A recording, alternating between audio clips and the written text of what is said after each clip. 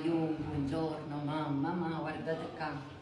Oggi facciamo il sartù di riso alla napoletana.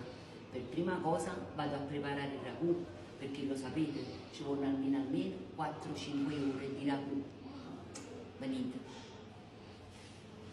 Guardate tutti gli ingredienti, guardate il buono, perché il ragù e il sartù di riso a Napoli è un'istituzione, quindi ogni famiglia tiene la sua ricetta. Questa è la mia e se volete fare per voi venite a pensare a me. Io vado a fare il ragù, andiamo giù. Ecco qua, preparazione del mio ragù. Olio abbondante perché si ci mette sotto, cipollina e facciamo soffriggere. Siamo pronti per fare il nostro ragù.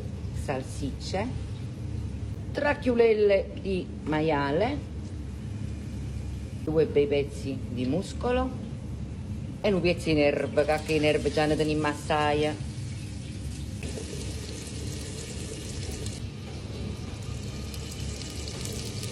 Uniamo un po' di vino bianco e facciamo sfumare. Il vino è sfumato, aggiungiamo un po' di estratto di pomodoro. Adesso uniamo la passata.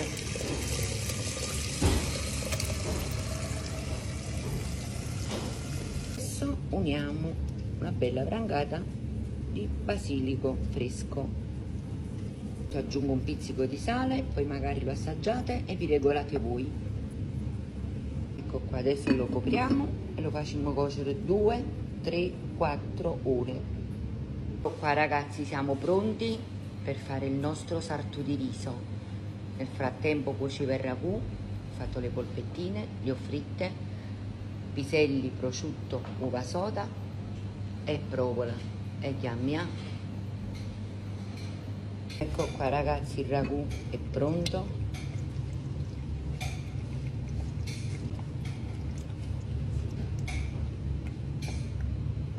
Il riso lo cuocio con un po' d'acqua, poi dopo allungo il ragù.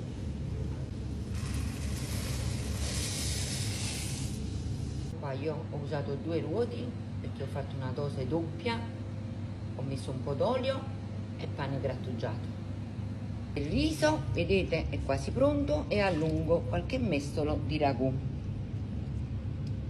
Ecco qua, adesso unisco parmigiano e pecorino. E ammiscato tanto bello. Ci diamo bello mesca Francesca. Siamo pronti per assemblare il nostro sartù di riso. Ho dato metà del riso che ho preparato e l'altra metà dopo ci servirà per chiudere tutto. Adesso uniamo piselli e prosciutto. Adesso mettiamo un po' di provola.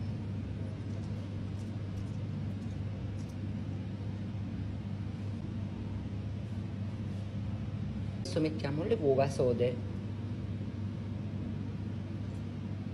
Le abbiamo messe. Adesso uniamo le polpettine. Ecco qua. Adesso andiamo a chiudere con il resto del riso.